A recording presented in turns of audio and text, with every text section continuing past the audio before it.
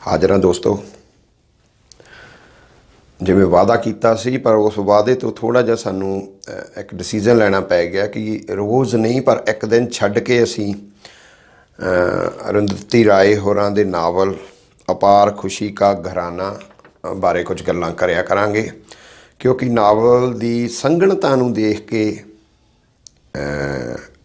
सानू लग्या कि और उहदे सवालों नूं देख के उहदे बलदे सवालों नूं देख के उहदे करैक्टर्स नूं देख के उहदियां ईवन जे गल करिए आपां साहित्य दे नज़रिए तो उन्हां दे जिहड़े डिवाइसिस ने जिहड़ियां उन्हां दे कोल जुगतां ने नावल दियां जुगतां ने गल्प दियां जुगतां ने जिवें भाषा की जुगत है उन्हां कोल तिखी कटार वर्गी भाषा की जुगत है जिवें वो करैक्टर राहीं व्यंग दी भाषा सिरज दिंदे ने जिमें वो असी रशियन नावलों के देखते हैं कि लंबे लंबे दृश खिंची तुरे जाते हैं, पर अरुंधति राय होरी एक पैरे दे विच ही उन्हां दी पूरी जिंदगी उस बस्ती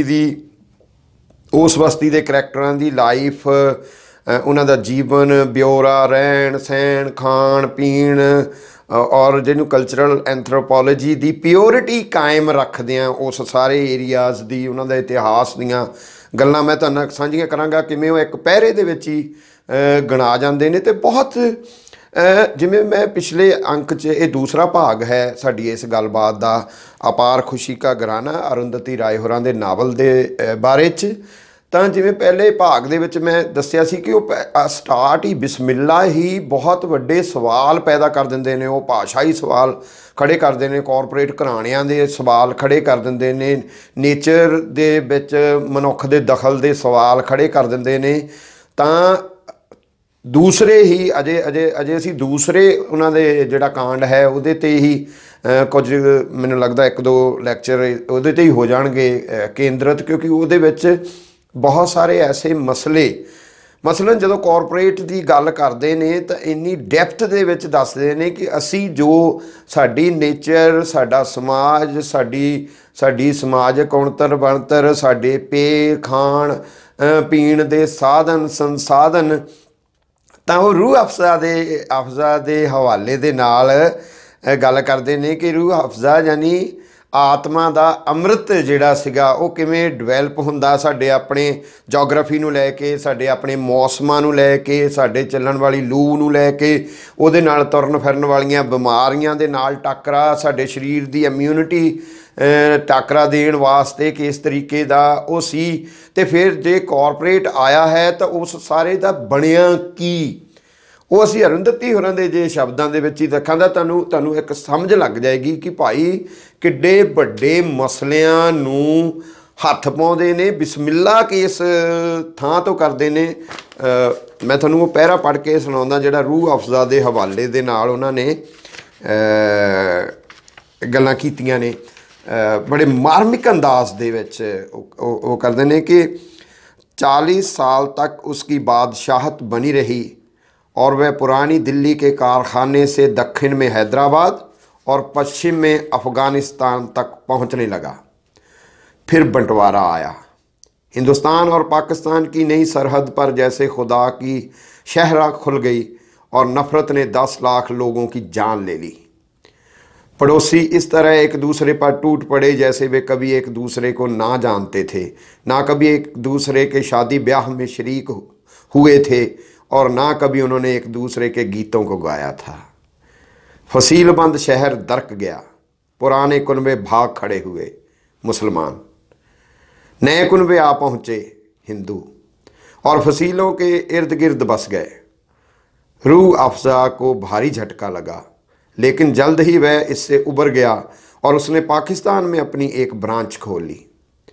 चौथाई सदी गुजरने पर पूर्वी पाकिस्तान में हुई तबाही के बाद ताज़ा उभरे मुल्क बांग्लादेश में उसने एक और ब्रांच शुरू की, लेकिन आखिरकार कोका कोला ने दुनिया की दूसरी चीज़ों की तरह आत्मा के इस अमृत को भी मात दे दी, जो 3 मुल्कों की जंग और खूनी पैदाइश के बावजूद अपने को बचाए हुए था।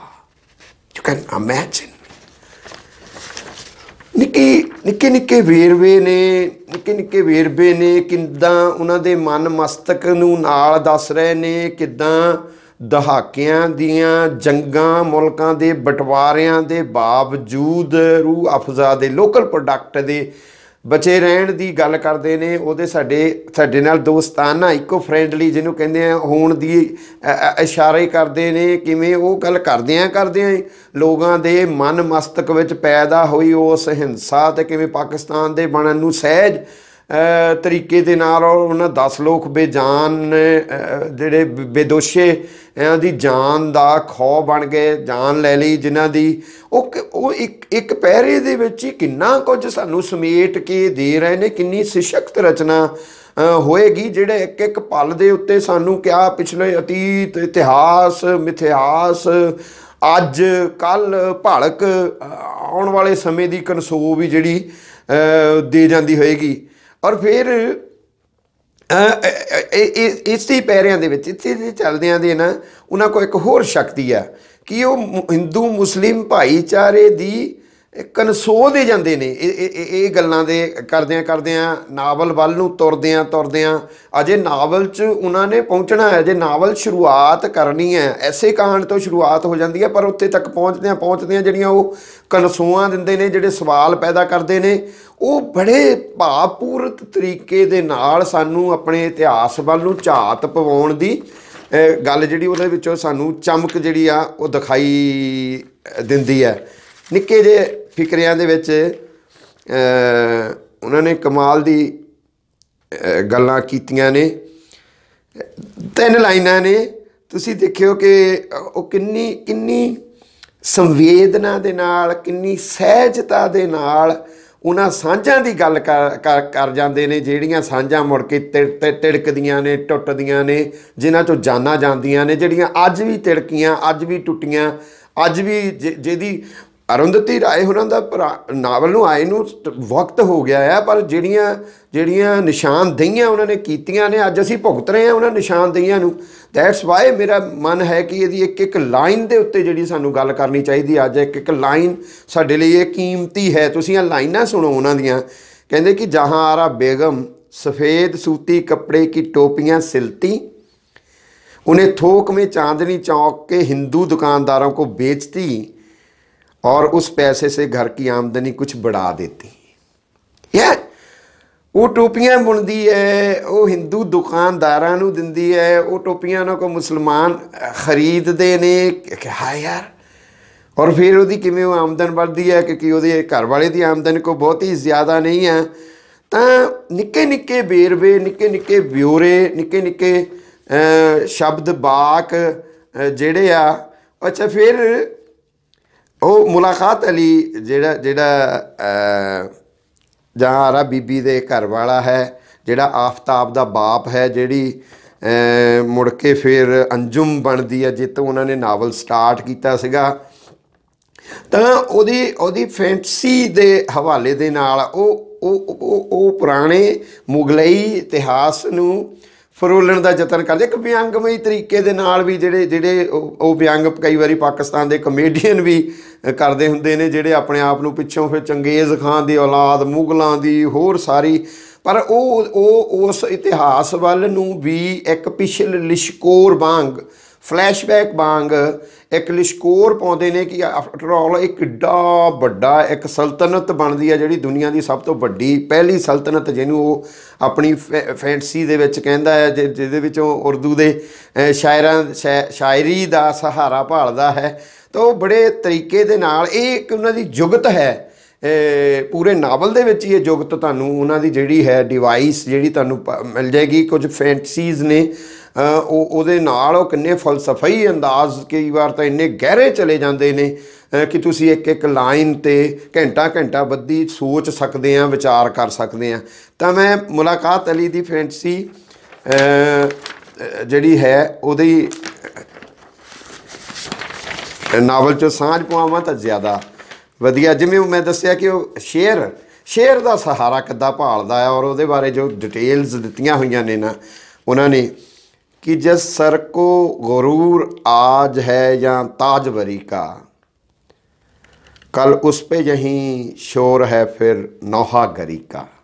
ਇਹ ਮੀਰ ਤਕੀ ਮੀਰ ਦਾ ਸ਼ੇਰ ਹੈ।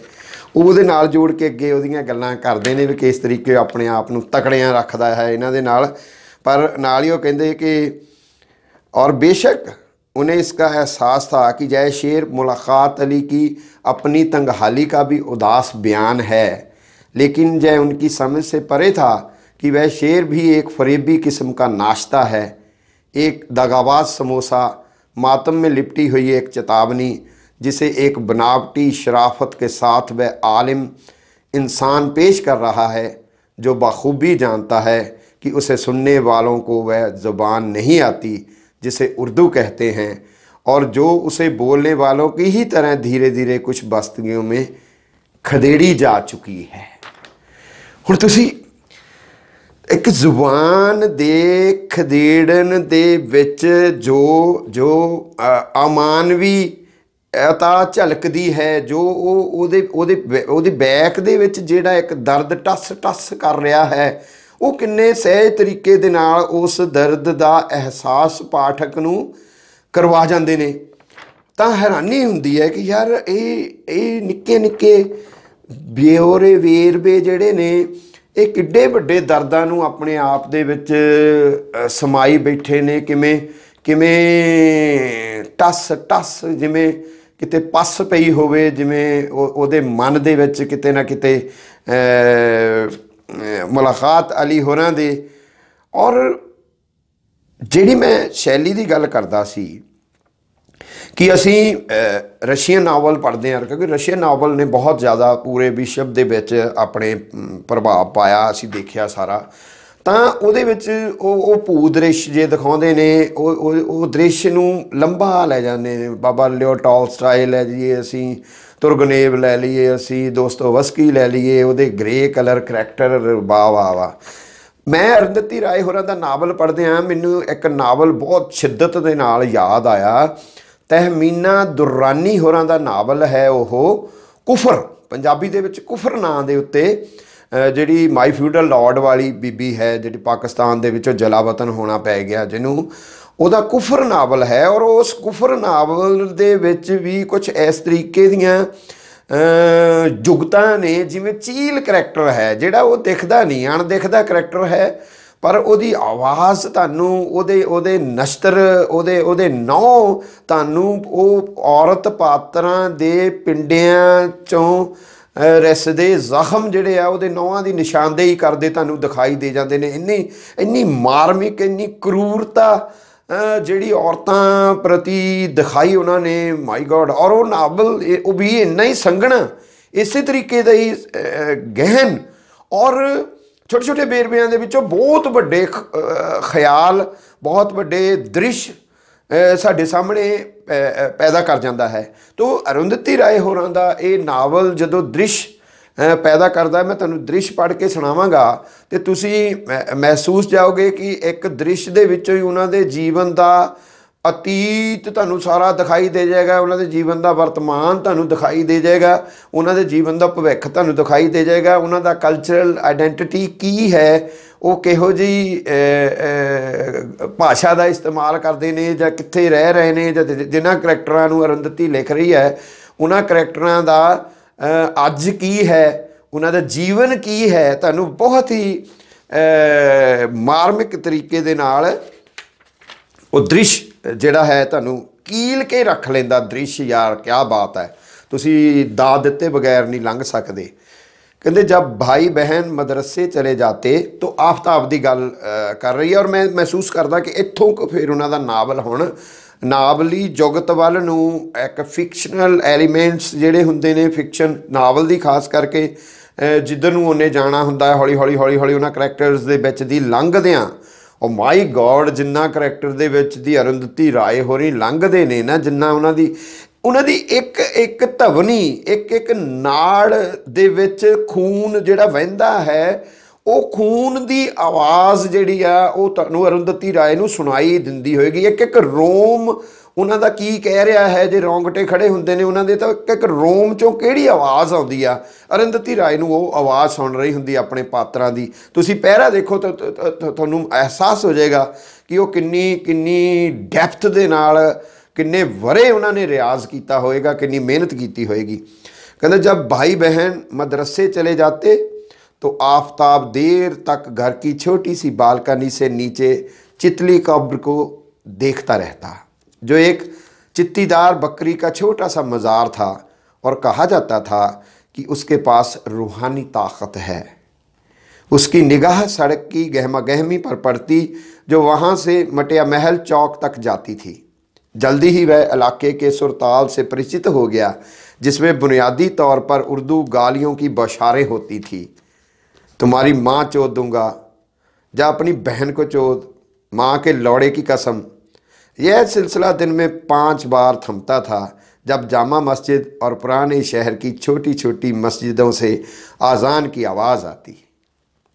बालकनी से आफताब किसी एक चीज़ पर नहीं बल्कि रोज़मर्रा की आम चहल पहल पर नज़रें गड़ाए रहता, जहाँ हर रोज़ सुबह चौक के बीचों बीच मछली बेचने वाले खुंदकी गड्डू भाई का ताज़ा चमचमाती मछलियों का ठेला लगता था, जो दोपहर को सूर्योदय और सूर्यास्त जैसे तयशुदा अंदाज में लंबे तगड़े और हंसमुख नान खताई वाले वसीम में बदल जाता था। फिर शाम को फल बेचने वाले नाटे पतले यूनुस में समा जाता और फिर देर रात तक बड़े से तांबे के देग में मटिया महल की बेहतरीन बिरयानी बेचने वाले हसन मियाँ की शक्ल में फैल फूल जाता। वो एक दृश्य किमें चेंज हो रहे ने, वो किमें वो जा रहे ने। और तुसी होर मैं देखदा कि उन्हां दे फिक्रे च शक्ति इन्नी है।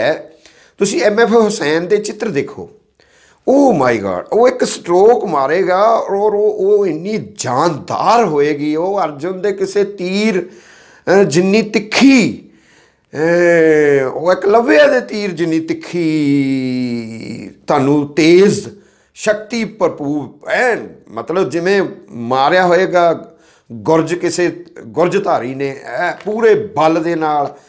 ਉਹ ਇਸ तरीके ਦੀ शक्ति ਤੁਹਾਨੂੰ जो MF हुसैन दियां पेंटिंग्स ਦੇ ਵਿੱਚੋਂ ਉਹਦਾ ਹਾਰਸ ਦੇਖੋ, ਤੁਸੀਂ ਇੱਕ ਲਾਈਨ ਦੇਖ ਲਓ, ਕੋਈ ਲਾਈਨ ਦੇਖ ਲਓ, ਉਹਦੇ ਵਿੱਚੋਂ ਜਿੰਨੀ ਪਾਵਰ। ਉਵੇਂ ਹੀ ਅਰੁੰਧਤੀ ਰਾਏ ਹੋਰਾਂ ਦੀ, ਮੈਂ ਅੰਗਰੇਜ਼ੀ ਵਾਲਾ ਵੀ ਨਾਵਲ ਇਹਨਾਂ ਦਾ ਉਹ ਪੜ੍ਹਿਆ, ਪਰ ਮੈਨੂੰ ਆਪਣੀ ਸੌਖ ਲਈ ਮੈਂ ਹਿੰਦੀ ਨਾਵਲ, ਆਪਣੀ ਸੌਖ ਲਈ ਵੀ, ਮੇਰੇ ਦਰਸ਼ਕ ਕਿਉਂਕਿ ਪੰਜਾਬੀ ਦੇ ਨੇ ਉਹਨਾਂ ਦੀ ਸੌਖ ਵਾਸਤੇ ਵੀ ਮੈਂ ਹਿੰਦੀ ਵਾਲਾ, ਕਿਉਂਕਿ ਹਿੰਦੀ ਪੰਜਾਬੀ ਦੇ ਬਹੁਤ ਨੇੜੇ ਹੈ, ਤਾਂ ਉਹਨਾਂ ਦੀ ਜਿਹੜੀ ਅੰਗਰੇਜ਼ੀ ਦੀ ਲੈਂਗੁਏਜ ਆ ਉਹਦਾ ਕਿਹੜਾ ਜਿਹੜਾ ਫਲੋ ਹੈ, ਉਹਦਾ ਜਿਹੜਾ ਬਹਾ ਹੈ, ਉਹ ਬਾਈ ਗॉड, ਮਤਲਬ ਉਹੋ ਜਿਹੀ ਰੂਹ ਆਤਮਾ ਮੰਗਲੇਸ਼ ਡਬਰਾਲ ਹੋਰਾਂ ਨੇ ਇਸ ਨਾਵਲ ਦੇ ਵਿੱਚ ਪਾਈ ਹੈ। ਔਰ ਉਹ ਲੈਂਗੁਏਜ ਦਾ, ਜਿਹਨਾਂ ਨੂੰ ਅੰਗਰੇਜ਼ੀ ਆਉਂਦੀ ਹੈ, ਜੇ ਉਹ ਅੰਗਰੇਜ਼ੀ ਵਾਲਾ ਨਾਵਲ ਪੜ੍ਹਨ ਤਾਂ ਉਹਦਾ ਆਪਣਾ ਹੀ ਅੰਦਾਜ਼ ਹੈ। ਫਿਰ ਜਿਵੇਂ ਮੈਂ ਕਿਹਾ ਕਿ ਉਹਨਾਂ ਦਾ ਜੁਗਤ ਹੈ ਕਿ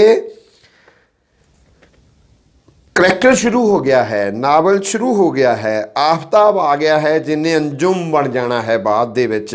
तां ओ किवें अपने आले दुआले नूं देख रहा है, किवें महसूस कर रहा है।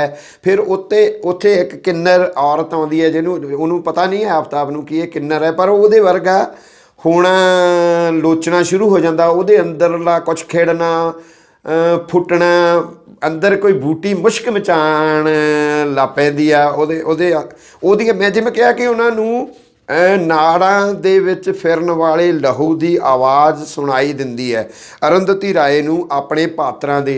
ਤਾਂ ਫਿਰ ਉਹ ਅੰਜਮ ਦੇ ਅੰਦਰ ਜੋ ਕੁਝ ਖਿੜ ਰਿਹਾ, ਜੋ ਕੁਝ ਪ੍ਰਸਫੁਟਿਤ ਹੋ ਰਿਹਾ ਹੈ, जो अंकुर बन रहा है, जो फैलना चाहता है, जो मोलना चाहता है, जो विगसना चाहता है, एवोल्यूशन चाहता है, जो तो फिर अरुंधति राय दे अंदर भी किते वो खिड़दा है, वो महकदा है, वो खुशबू वंडदा है। तो वो खिड़ने नूं उस ब्लोजम नूं अरुंधति राय अपने शब्दों के विच जदों परोंदे ने ਤਾਂ ਤੁਸੀਂ ਮਾਈ ਗॉड ਤੁਸੀਂ ਮਹਿਸੂਸ ਕਰ ਸਕਦੇ ਆ ਕਿ ਯਾਰ ਇਹ ਕਰੈਕਟਰ ਇਹਨਾਂ ਦੇ ਮਨਾਂ ਦੇ ਵਿੱਚ ਕਿੱਥੋਂ ਇੰਨੇ ਭਾਵਾਂ ਦੇ ਨਾਲ, ਇੰਨੇ ਮੋਹ ਦੇ ਨਾਲ। ਔਰ ਫਿਰ ਉਹਨੂੰ ਫਿਰ ਉਹ ख्वाबगाह ਜਿੱਥੇ ਕਿੰਨਰ ਰਹਿੰਦੇ ਨੇ ਉਹਦੀ ਕਨਸੋ ਮਿਲ ਜਾਂਦੀ ਹੈ, ਉੱਥੇ ਕੌਣ ਕੌਣ ਰਹਿੰਦਾ ਉਹਦੀ ਕਨਸੋ ਮਿਲ ਜਾਂਦੀ ਹੈ, ਉਹ ਉਹਨਾਂ ਕੋਲ ਜਾਂਦਾ ਹੈ। ਤਾਂ ਉਹ ਜਿਹੜੀ ਖੁਆਬਗਾਹ ਦੀ ਕਨਸੋ ਹੈ, ਮੈਂ ਉਹ ਪਹਿਲਾਂ ਤੁਹਾਡੇ ਨਾਲ ਸਾਂਝਾ ਕਰਦਾ, ਕਿਉਂਕਿ ਜਦੋਂ ਆਪਾਂ ਅੱਗੇ ਗੱਲ ਕਰਾਂਗੇ ਜਿਸ ਵੇਲੇ ਸੰਵੇਦਨਾਵਾਂ ਦੀਆਂ ਗੱਲਾਂ ਹੋਣੀਆਂ ਨੇ, ਵੇਦਨਾ ਦੀਆਂ ਗੱਲਾਂ ਹੋਣੀਆਂ ਨੇ, ਬੰਧਨਾਂ ਦੀਆਂ, ਮੁਕਤੀ ਦੀਆਂ ਗੱਲਾਂ ਹੋਣੀਆਂ ਨੇ, ਦੁੱਖ ਦੀਆਂ ਗੱਲਾਂ ਹੋਣੀਆਂ, ਬੇਇੰਤਹਾ ਕਿਸੇ ਦਰਦ ਦੀ ਕੁਰਲਾਹਟ ਸੁਣਾਈ ਦੇਣੀ ਹੈ ਉਹਨਾਂ ਦੇ ਹਿਰਦਿਆਂ ਦੇ ਵਿੱਚੋਂ, ਤਾਂ ਉਹਨਾਂ ਪਾਤਰਾਂ ਬਾਰੇ ਇੰਟਰੋਡਿਊਸ ਹੋਣਾ ਜਿਹੜਾ ਸਾਡਾ ਬਹੁਤ ਲਾਜ਼ਮ ਹੋ ਜਾਂਦਾ ਕਿ ਅਸੀਂ ਉਹਨਾਂ ਦੀ ਕਿਉਂਕਿ ਅਰੁੰਧਤੀ ਹੋਰੀ ਉਹਨਾਂ ਦੀ ਸ਼ਿਰਕਤ ਆਫਤਾਬ ਦੇ ਬਹਾਨੇ ਦੇ ਨਾਲ ਆਪਣੇ ਨਾਵਲ 'ਚ ਕਰ ਜਾਂਦੇ ਨੇ। ਉਹ ਕਿਹੜੇ ਪਾਤਰ ਨੇ ਖੁਆਬਗਾਹ ਦੇ ਜਿਹੜੇ ਗਾਂਹ ਸਾਡੇ ਚਿੰਤਨ ਦਾ ਹਿੱਸਾ ਹੋਣਗੇ, ਔਰ ਇਸ ਨਾਵਲ ਦੀ ਅਤ ਸੰਵੇਦਨਾ ਨੂੰ ਵਿਅਕਤ ਕਰਨ ਦੇ ਵਾਹਕ ਬਣਨਗੇ ਉਹ ਅੱਗੇ ਲੈ ਜਾਣ ਵਾਸਤੇ। ਤਾਂ कहते कि उसने अपना वक्त संगीत की कक्षाओं और गली दकोतान के उस नीले दरवाजे वाले मकान के आसपास बिताना शुरू किया जहाँ वह शरहरी औरत रहती थी। वो जिहड़ी औरत नूं देख के इहदे मन दे विच उस तरीके दी औरत बनन दा, उस तरीके दे कपड़े पाउण दा, उस तरीके चांदी दी पाजेब पाउण दा, उस तरीके अपनी सुथण नूं तां चक के वो पार करन दा जिहदे नाल पाजेब दिखण लग पवे। बड़ियां बरीक बरीक गल्लां उन्हां ने कीतियां होईयां। ते उस औरत जिथे वो रहिंदी सी उत्थे जाना शुरू करदा। पता चला कि उसका नाम बॉम्बे सिल्क है और उस जैसी 7 और हैं, बुलबुल, रज़िया, हीरा, बेबी, निम्मो, मैरी और गुड़िया, जो नीले दरवाजे वाली हवेली में एक साथ रहती हैं। और उनके अलावा उनकी एक उस्ताद कुलसूम भी है जो उस गृहस्थी की मुखिया हैं। आफताब को पता चला कि उनकी हवेली ख्वाबगाह कहलाती है, सपनों का घर। भाई गॉड, ये व्यंग है, ए तेज़ तेज़ धार है, ये नश्तर है जिहदे नाल एकदम तुहाडे किते ना किते तुहाडे नश्तर मारदे ने वो कि भाई ये सपनों का घर है। यार माई गॉड, तुसी किते द्रवित हुंदे आ अंदरों, किते फुटदे आ, तुसी किते अंदरों थिर हो गए, पत्थर हो गए एहसास नूं अरुंधति राय मोम वर्गे ख्याल दे नाल, पर नश्तर वर्गे शब्दां दे नाल सानूं लगदा है कि सपनों का घर कहना ये उन्हां दा इस नावल दा अपना अंदाज़ है। और फिर मैं जुगत की गल की है, फिर इस ख्वाबगाह दे विच किहो जिहियां गालां चलदियां ने, किहो जिहियां गल्लां चलदियां ने, पात्र किवें विचरदे ने, किवें रहिंदे ने, किवें वो करदे ने। तां वो एहसास जिहड़ा है बड़े बड़े बड़े बड़े मज़े वाला एहसास वो उत्थे पिंजरे च रखे हुए तोते राही साडे कोल लैके आउंदे ने। वो ऐसा फिक्शनल एलीमेंट वो तोते दे राही उत्थे जो कुछ हुंदा वापरदा दिन रात ख्वाबगाह दे विच वो साडे तक पहुँचा दिंदे ने। मैं हैरान रह गया, मैं कहा यार ऐ जुगतां हुंदियां ने जिहड़ियां गल्लां करनियां हुंदियां, वो किते पात्रां दी फैंटसी राही गल्लां करदे ने। मैं वो भी गल्लां गल करांगा तुहानूं अगले नुकते दे उत्ते आउंदिआं। तां वो तोते राही किस तरीके ख्वाबगाह नूं साडे कोल पेश करदे ने राय होरी। हवेली में अकेले बिस्तर पर सिर्फ उस्ताद कुलसूम बी अपने सुग्गे बीरबल की संगत में सोती थी, जो बिस्तर के ठीक ऊपर पिंजरे में निवास करता था। रात में अगर कुलसूम बी नहीं आती तो वह इस तरह चीखता जैसे कोई उसका खून किए दे रहा हो। जागते वक्त बीरबल तेज हथियारनुमा गालियों की बौछार फेंकने में माहिर था और उसके बोलने की शुरुआत कुछ नखरे कुछ खिलवाड़ के साथ होती। आए हाय, यह उसने घर के सदस्यों से सीखा था। बीरबल की जो सबसे पसंदीदा गाली ख्वाबगाह में अक्सर गूंजती थी वह थी, साली रंडी हिजड़ा। बीरबल को इसे बोलने के कई अंदाज पता थे। हुण ये देखो तुसी उहदे जिहड़े अंदाज ने सारे दे सारे, वो तुहानूं पूरे पात्र जिहड़े पहला मैं गणाए ने पात्र, वो पात्रां दे अंदाज तुहानूं किस तरीके अरुंधति राय होनी बड़ी मासूमियत दे नाल बड़ी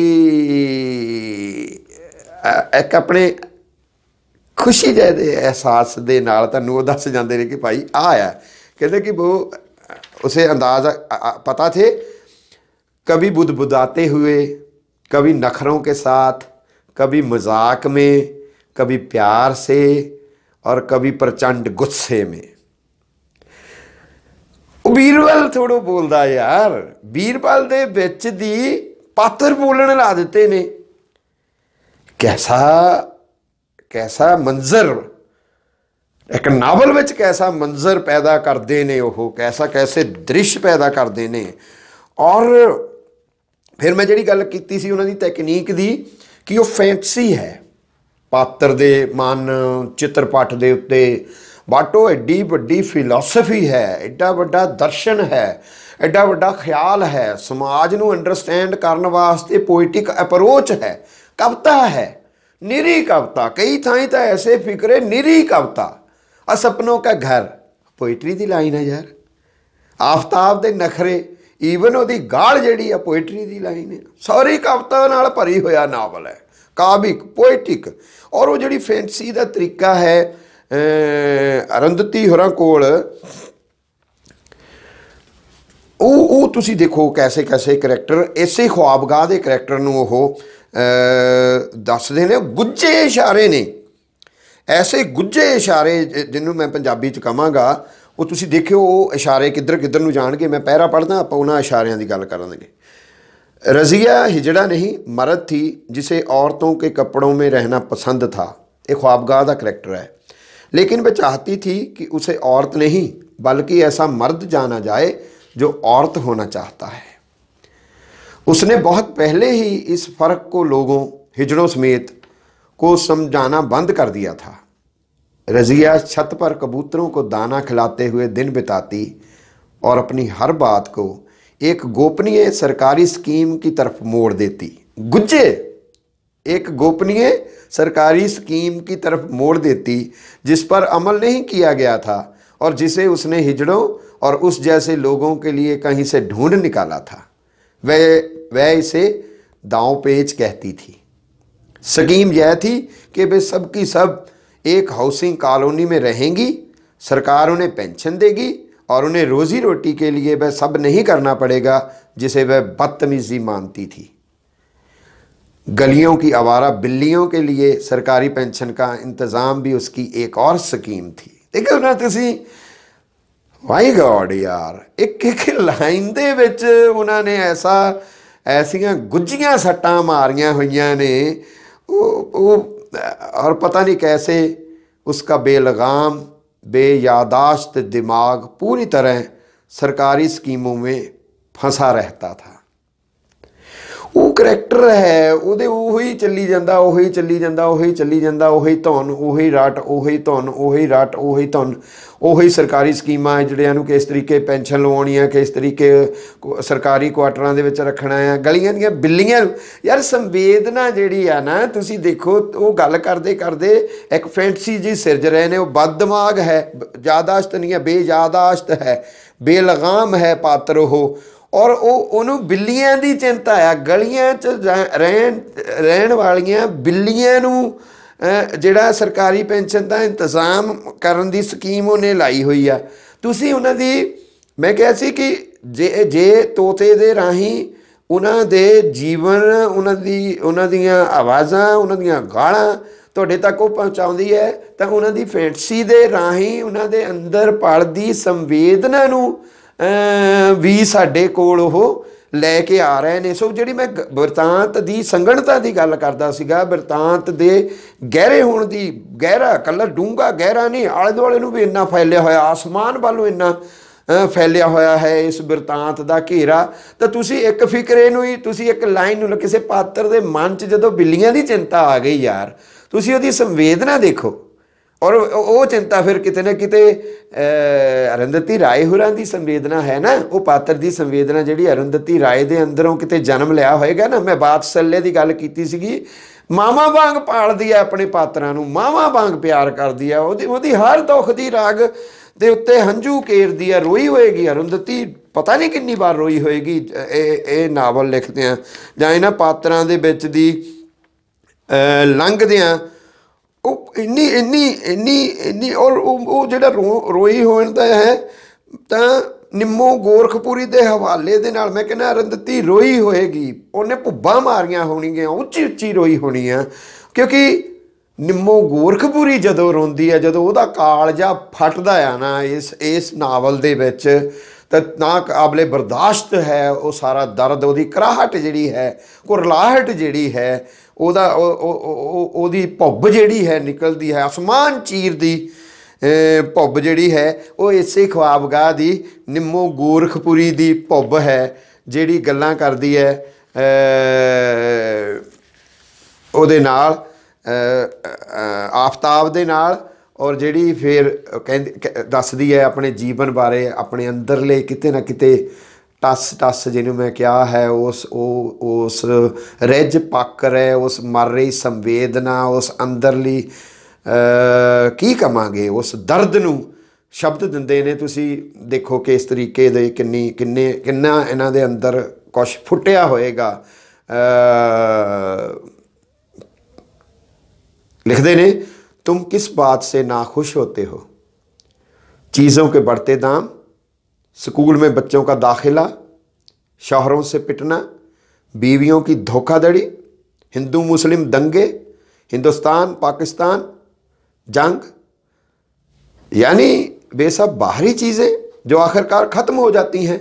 क्या यार, देखो किन्नी गहरी गल की है। वे सब बाहरी चीज़ें जो आखिर ख़त्म हो जाती हैं, लेकिन हमारे लिए चीज़ों के दाम और स्कूली दाखिले और पीटने वाले शौहर और धोखा देने वाली बीवियां, सब कुछ हमारे अंदर है। सारा दंगा हमारे अंदर है, सारी लड़ाई हमारे अंदर है, हमारे अंदर ही हिंदुस्तान पाकिस्तान है, और यह कभी ख़त्म नहीं होगा, हो ही नहीं सकता। बाय गॉड, निक्के पै जाते हैं ਜਦੋਂ ਇੰਨੀ अत संवेदना ਦੇ ਵਿੱਚ ਦੀ ਕੋਈ ਲੰਘਦਾ ਹੈ ਤਾਂ ਸੱਚੀਓ ਜੰਗ ਫਿੱਕੀ ਪੈ ਜਾਂਦੀ। ਹਿੰਦੁਸਤਾਨ ਪਾਕਿਸਤਾਨ ਜੰਗ ਫਿੱਕੀ ਪੈ ਜਾਂਦੀ ਹੈ। ਉਹ ਜਿਹੜੇ ਬਾਹਰ ਹੀ ਦਿਖਦੇ ਛੋਟੀਆਂ ਲੜਾਈਆਂ ਨੇ, ਛੋਟੇ ਝਗੜੇ ਨੇ, ਉਹ ਜਾਤਨਾਵਾਂ ਨੇ ਜਿਹੜੀਆਂ ਬਹੁਤ ਛੋਟੀਆਂ ਜਾਤਨਾਵਾਂ ਹੁੰਦੀਆਂ ਨੇ। ਜਦੋਂ ਉਹ ਕਹਿੰਦੇ ਕਿ ਇਹ ਸਾਰਾ ਖਤਮ ਹੋ ਜਾਣਾ, ਪਰ ਇਹ ਸਾਰਾ ਸਾਡੇ ਅੰਦਰ ਆ, ਜਿਹੜਾ ਖਤਮ ਨਹੀਂ ਹੋਣਾ, ਜਿਹੜਾ ਚੱਲੀ ਜਾਣਾ, ਜਿਹੜਾ ਲਗਾਤਾਰ ਚੱਲੀ ਜਾਣਾ, ਉਹਦੇ ਰਾਖ ਹੋ ਜਾਣ ਤੱਕ, ਉਹਦੇ ਕਬਰ ਹੋ ਜਾਣ ਤੱਕ ਜਿਹੜਾ ਹੈ ਉਹਦੇ ਅੰਦਰ ਉਹ ਟੱਸ ਨੂੰ ਮੈਂ ਤਾਂ ਹੀ ਮੈਂ ਕਹਿੰਦਾ ਉਹ ਕਿਤੇ ਨਾ ਕਿਤੇ ਫੁੱਟ ਕੇ ਇਹ ਲਾਈਨਾਂ ਲਿਖਣ ਤੋਂ ਬਾਅਦ ਬੰਦਾ, ਇਹ ਪੜ੍ਹਨ ਤੋਂ ਬਾਅਦ ਬੰਦਾ ਚੀਕਾਂ ਮਾਰ ਕੇ ਰੋਂਦਾ ਆ। ਨਹੀਂ ਤੁਸੀਂ ਇੰਨਾ ਤੜਫ ਤੁਹਾਡੇ ਅੰਦਰ ਪੈਦਾ ਹੋ ਜਾਂਦੀ ਆ ਕਿ ਯਾਰ ਇਹ ਕਿਸ ਤਰੀਕੇ ਦੇ ਨਾਲ ਇਹਨਾਂ ਨੇ ਆਪਣੇ ਇਹ ਪਾਤਰਾਂ ਨੂੰ ਘੜਿਆ, ਜਾਂ ਇਹ ਕਿਹੜਾ ਨਾਵਲ ਹੈ ਯਾਰ ਜਿਹੜਾ ਤੁਹਾਨੂੰ ਬੇਚੈਨ ਕਰੀ ਜਾਂਦਾ, ਜਿਹੜਾ ਪੱਛ ਲਾਈ ਜਾਂਦਾ, ਤੁਹਾਨੂੰ ਇੱਕ ਫਿਕਰਾ ਪੱਛ ਲਾਈ ਜਾਂਦਾ, ਪਰ ਜਿਹੜਾ ਤੁਹਾਨੂੰ ਨਾਲ ਦੀ ਨਾਲ ਸਰਮਦ ਦੀ ਆਹੂਤੀ ਨਾਲੋਂ ਨਾਲ ਹੀ ਉਹ ਜਾ ਕੇ ਸਰਮਦ ਦੇ ਕਿਸੇ ਤਰੀਕੇ ਦੇ ਨਾਲ ਉਹ ਮਿਲਦੇ ਨੇ, ਬੈਠਦੇ ਨੇ, ਮਾਂ ਨੂੰ ਮਿਲਦੀ ਆ, ਉਹਦੇ ਨਾਲ ਬੈਠਦੀ ਆ, ਗੱਲਾਂ ਕਰਦੀ ਆ, ਉੱਥੇ ਟੋਪੀਆਂ ਖਰੀਦਣ ਜਾਂਦੇ ਨੇ, ਉਹ ਮੰਦਰਾਂ 'ਚ ਜਾਂਦੇ ਨੇ, ਉਹ ਸਰਮਦ ਦੀ ਦਰਗਾਹ 'ਤੇ ਜਾਂਦੇ ਨੇ, ਉਹ ਮਸਜਿਦ 'ਚ ਜਾਂਦੇ ਨੇ, ਉਹ ਨਮਾਜ਼ ਕਰਦੇ ਨੇ। ਉਹਨਾਂ ਦੇ ਅੰਦਰਲੀ ਮਾਸੂਮੀਅਤ, ਉਹਨਾਂ ਦੇ ਅੰਦਰਲੀ ਸੰਵੇਦਨਾ, ਉਹਨਾਂ ਦੇ ਅੰਦਰਲਾ ਦਰਦ, ਉਹਨਾਂ ਦੇ ਅੰਦਰਲੇ ਦੁੱਖ, ਫਿਕਰ, ਖੁਸ਼ੀਆਂ, ਉਹ ਸਾਰੇ ਜਿੰਨਾ ਵੀ ਕਿਸੇ ਪਾਤਰ ਨੂੰ ਤੁਸੀਂ ਦੇਖ ਸਕਦੇ ਆ, ਜਿੰਨਾ ਵੀ ਤੁਸੀਂ ਪਾਤਰ ਨੂੰ ਸਮਝ ਸਕਦੇ ਆ, ਜਿੰਨਾ ਵੀ ਗਹਿਰਾ ਉਹਨੂੰ ਕਿਤੇ ਜਾਣ ਸਕਦੇ ਆ, ਉਹਨਾਂ ਸਾਰੀਆਂ ਸੰਵੇਦਨਾਵਾਂ ਨੂੰ ਫਿਰ ਸਾਡੇ ਨਾਲ ਉਹ ਹੌਲੀ ਇਸ ਨਾਵਲ ਦੇ ਵਿੱਚ ਸਾਂਝਾ ਕਰਦੇ ਤੁਰੇ ਜਾਂਦੇ ਨੇ। ਜਾਂ ਫਿਰ ਮੈਂ ਜਿਵੇਂ ਦੇਖ ਰਿਹਾ ਕਿ ਆਫਤਾਬ ਜਿਹੜਾ ਹੈ ਉਹਦੇ ਫਿਜ਼ੀਕਲ, ਕਿਉਂਕਿ ਉਹ ਔਰ ਇਹਦੇ ਵਿੱਚ ਉਹਨਾਂ ਨੇ ਕਿਲਰਾਂ ਵਾਸਤੇ ਜਿਹੜੀ ਗੱਲ ਇੱਕ ਵਰਤੀ ਯਾਰ, ਉਹ ਵੀ ਫਿਕਰਾਂ ਪੜ੍ਹ ਕੇ ਤੁਸੀਂ ਰੌਂਗਟੇ ਖੜੇ ਹੋ ਜਾਂਦੇ ਨੇ ਤੁਹਾਡੇ। ਉਹ ਕਹਿੰਦੇ ਕਿ ਉਹ ਇੱਕ ਮਰਦ ਦੇ ਭੇਖ 'ਚ ਫਸੀ ਹੋਈ ਔਰਤ ਹੈ, ਔਰ ਉਹਦੇ ਅੰਦਰ ਫਿਰ ਜਿਹੜਾ ਇੱਕ ਤਬਦੀਲੀ ਬਾਇਓਲੋਜੀਕਲ, ਦੇਖੋ ਕਿੰਨੀ ਬਰੀਕੀ ਦੇ ਨਾਲ ਸਮਝਦੇ ਨੇ ਉਹ। ਆਫਤਾਬ ਦੇ ਅੰਦਰ ਅੰਜੁਮ ਬਣਨ ਤੋਂ ਤੱਕ ਪਹਿਲਾਂ ਜਿਹੜੀਆਂ ਉਹਦੇ ਅੰਦਰ ਬਾਇਓਲੋਜੀਕਲ ਚੇਂਜਿਸ ਆ ਰਹੀਆਂ ਨੇ, ਉਹਦੀ ਕਨਸੋ ਵੀ ਰੱਖਦੇ ਨੇ, ਉਹਦੀ ਖਬਰ ਵੀ ਰੱਖਦੇ ਨੇ, ਉਹ ਵੀ ਪਾਠਕ ਨਾਲ ਸਾਂਝਿਆ ਕਰਦੇ ਨੇ, ਕਿਉਂਕਿ ਉਹਦੇ ਵਿੱਚੋਂ ਉਹਦਾ ਦੁੱਖ ਉਪਜਣਾ ਸ਼ੁਰੂ ਹੋ ਜਾਂਦਾ। ਉਹਦੇ ਵਿੱਚੋਂ ਉਹਦੇ ਦੁੱਖ ਨੇ ਸਾਹ ਲੈਣਾ ਸ਼ੁਰੂ ਕਰ ਦਿੰਦਾ ਹੈ। ਉਹਦਾ ਦੁੱਖ ਤੁਹਾਨੂੰ ਕਿਤੇ ਨਾ ਕਿਤੇ ਉੱਭਰਨਾ ਸ਼ੁਰੂ ਹੋ ਜਾਂਦਾ, ਤੁਹਾਨੂੰ ਉਹਦੀ ਹਮਕ ਆਉਣੀ ਸ਼ੁਰੂ ਹੋ ਜਾਂਦੀ ਹੈ ਕਿ ਭਾਈ ਉਹਦੇ ਅੰਦਰ ਕੋਈ ਦੁੱਖ ਪੈਦਾ ਹੋ ਰਿਹਾ ਹੈ। ਉਹ ਅਰੁੰਧਤੀ ਰਾਏ ਨੂੰ ਜਿਸ ਵੇਲੇ ਉਸ ਦੁੱਖ ਦੀ ਹਮਕ ਆਉਂਦੀ ਹੈ ਤਾਂ ਉਹ ਚਿੱਤਰਦੇ ਨੇ ਆਪਣੇ ਇੱਥੇ ਉਹਦੇ ਬਾਰੇ ਦੇ ਵਿੱਚ, ਆਫਤਾਬ ਦੇ ਬਾਰੇ। कहते कि उसके बाद सबसे क्रूर विश्वासघात हुआ, जिसके आगे वह एकदम लाचार था। उसकी आवाज़ फट गई। पहले की मीठी ऊंची आवाज़ की जगह एक गहरी दमदार मर्दाना आवाज़ ने ले ली। वह जब भी बोलता डर जाता। वह अक्सर खामोश रहने लगा और तभी कुछ कहता जब यही आखिरी उपाय हो और इसके अलावा कोई चारा ना हो। उसका गाना भी बंद हो गया। जब वह संगीत सुनता तो उसे गौर से देखने वाले को एक ऊंची बमुश्किल सुनाई देने वाली कीड़े जैसी भिनभिनाहट सुनाई देती, जो उसके सर के ऊपर किसी बारीक सुराख से निकलती हुई लगती। इत्थे उहदा दर्द पिया है, इत्थे उहदे बाप नूं जिस वेले एक कनसो मिलती है कि कोई डॉक्टर है, सैक्सोलॉजिस्ट अपने आप नूं कहंदा है, उहदे कोल लैके जांदा है, एक उम्मीद जागदी है, तां उहदा बाप फिर उहदे गीतां 'चों ठुमरी गायब कर दिंदा है ना। वो जिहदे नाल औरत वर्गा उहदा सुभाਅ ना होवे, उहनूं फिर वो किवें कथावां सुणाउंदा है। वो चंगेज़ खान दी वाइफ दी फिर ਉਹਨੂੰ ਬਹਾਦਰੀ ਦੇ किस्से ਸੁਣਾਉਂਦਾ ਹੈ, ਕਿਵੇਂ ਉਹਦੇ ਕੋਲ ਸਾਰਾ ਮਰਦਾਵਾ ਮਾਹੌਲ ਪੈਦਾ ਕਰ ਦੇਣਾ ਚਾਹੁੰਦਾ ਹੈ, ਪਰ ਇਹਦੇ ਅੰਦਰ ਆ ਰਿਹਾ ਉਤਰਾ ਚੜਾ ਬਾਇਓਲੋਜੀਕਲ ਨੀਡਸ, ਬਾਇਓਲੋਜੀਕਲ ਚੇਂਜਿਸ ਜਿਹੜੀਆਂ ਆ ਰਹੀਆਂ ਨੇ। ਕਿਵੇਂ ਅਰੁੰਧਤੀ ਰਾਏ ਹੋਰੀ ਉਹਨਾਂ ਦੀ ਕਨਸੋ ਰੱਖਦੇ ਨੇ ਅਤੇ ਸਾਡੇ ਕੋਲ ਫਿਰ ਉਹ ਲੈ ਕੇ ਆਉਂਦੇ ਨੇ। ਫਿਰ ਉਸ ਤੋਂ ਬਾਅਦ ਉਹ ਅੰਜਮ ਦੇ ਨਾਂ ਦੇ ਉੱਤੇ ਉਹਦਾ ਦਾਖਲਾ ਹੋ ਜਾਂਦਾ ਹੈ। ਮਾਂ ਨਹੀਂ ਚਾਹੁੰਦੀ, ਇਹਦੇ ਬਾਵਜੂਦ ਵੀ ਉਹਦਾ ਦਾਖਲਾ ख्वाबगाह ਦੇ ਵਿੱਚ ਦਾਖਲਾ ਹੋ ਗਿਆ ਹੈ। ਔਰ ਫਿਰ ਉਸ ਦਾਖਲੇ ਤੋਂ ਬਾਅਦ ख्वाबगाह ਦੇ ਲੋਕਾਂ ਦੀ, ਜਿਵੇਂ ਮੈਂ ਤੁਹਾਨੂੰ ਦੱਸਿਆ ਕਿ ਉਹਨਾਂ ਦੀ ਫੈਂਟਸੀ ਦੇ ਰਾਹੀਂ, ਤੋਤੇ ਦੇ ਰਾਹੀਂ, ਅੰਜਮ ਦੇ ਰਾਹੀਂ, ਹੋਰ ਆਪਣੇ ਇਹਦੇ ਕਿਵੇਂ ਉਹ ਗੱਲਾਂ ਕਰਦੇ ਨੇ, ਕਰੈਕਟਰ ਜਿਹੜੇ ਹੈ ਉਹਨਾਂ ਰਾਹੀਂ ਆਪਣੀਆਂ ਸਾਰੀਆਂ ਗੱਲਾਂ ਕਰਦੀਆਂ। ਪਰ ਪੀਕ 'ਤੇ ਲੈ ਜਾ ਕੇ ਜਿਹੜੀ ਗੱਲ ਉਹ ਇਸ ख्वाबगाह ਦੇ ਬਾਰੇ ਦੇ ਵਿੱਚ ਕਰਦੇ ਨੇ, ਮੈਂ ਹੈਰਾਨ ਰਹਿ ਗਿਆ ਕਿ ਕਿੰਨਰ ਦੀ ਮਾਰੀ ਹੋਈ ਤਾੜੀ ਦਾ ਕੀ ਅਰਥ ਬਣਦਾ ਆ। ਅਰੁੰਧਤੀ ਰਾਏ ਉਸ ਸਾਇਲੈਂਸ ਨੂੰ ਵੀ ਫੜ ਲੈਂਦੇ ਨੇ। ਉਸ ਸਾਇਲੈਂਸ 'ਚ ਜਿਹੜੀ ਰੜਕ ਪਈ ਹੈ, ਜਿਹੜਾ ਸੰਘਰਸ਼ ਪਿਆ ਹੈ, ਜਿਹੜੀ ਲੜਾਈ ਪਈ ਹੈ, ਜਿਹੜੀ ਜੰਗ ਪਈ ਹੈ, ਜਿਹੜੀ ਉਹਨਾਂ ਦੇ ਅੰਦਰ ਜੰਗ, ਜਿਹੜੀ ਹਿੰਦੁਸਤਾਨ ਪਾਕਿਸਤਾਨ ਦੀ ਜੰਗ ਜਿਹੜੀ ਹੈ, ਉਸ ਜੰਗ ਦਾ ਜਵਾਬ ਦਿੰਦੇ ਨੇ ਜਿਸ ਵੇਲੇ ਉਹ ਆਪਣੀ ਤਾੜੀ ਦੇ ਵਿੱਚ। ਅਤੇ ਅਰੁੰਧਤੀ ਰਾਏ ਹੋਰੀ ਉਹਨੂੰ ਹੂਬਹੂ ਕਿਵੇਂ ਕਨਸੀਵ ਕਰਦੇ ਨੇ, ਕਿਵੇਂ ਉਹ ਸਮਝਦੇ ਨੇ। ਯਾਰ ਤੁਸੀਂ ਨਾ ਉਹ ਨਾਵਲ ਪੜ੍ਹੋ ਸਹੀ, ਤੁਸੀਂ ਪਾਤਰਾਂ ਨੂੰ ਕਿਸ ਤਰੀਕੇ ਨਾਲ ਤੁਸੀਂ ਜਾਣਨਾ ਆ ਉਹਨਾਂ ਨੂੰ, ਔਰ ਇਹੋ ਜਿਹੇ ਮਰਹਲਿਆਂ ਦੇ, ਇਹੋ ਜਿਹੇ ਇਲਾਕਿਆਂ ਦੇ ਪਾਤਰਾਂ ਨੂੰ ਉਹਨਾਂ ਨੇ ਕਦੋਂ ਸਟੱਡੀ ਕੀਤਾ ਹੋਵੇਗਾ, ਕਿੰਨਾ ਸਟੱਡੀ ਕੀਤਾ ਹੋਏਗਾ, ਕਿੰਨਾ ਉਹਦੇ ਵਿੱਚੋਂ ਆਪਣੀ ਸੰਵੇਦਨਾ ਜਗਾਈ ਹੋਏਗੀ, ਕਿੰਨੀ ਵੇਦਨਾ ਜਗਾਈ ਹੋਏਗੀ। ਤੁਸੀਂ ਦੰਗ ਰਹਿ ਜਾਓਗੇ ਕਿ ਉਹ ਤਾੜੀ ਨੂੰ, ਕਿੰਨਰ ਦੀ ਤਾੜੀ ਨੂੰ ਕਿਵੇਂ ਡਿਫਾਈਨ ਕਰਦੇ ਨੇ। ਉਹਦੀ ਅੰਜਮ ਦੀ ਗੱਲ ਫਿਰ ਕਰਦੇ ਨੇ, ਕਹਿੰਦੇ कि उसने चलते वक्त अपने कूलों को ज़्यादा ज़ोर से मटकाने की अदा और अंगुलियों की चौड़ी हिजड़ा ताली की भाषा सीख ली थी, जो बंदूक की गोली की तरह छूटती और जिसका मतलब कुछ भी हो सकता था। हाँ, नहीं, शायद, वाह। पहन का लौड़ा भोसड़ी के। दूसरे हिजड़े ही यह समझ सकते थे कि किसी खास लम्हे में किसी खास ताली का क्या मतलब होता है। Thank you.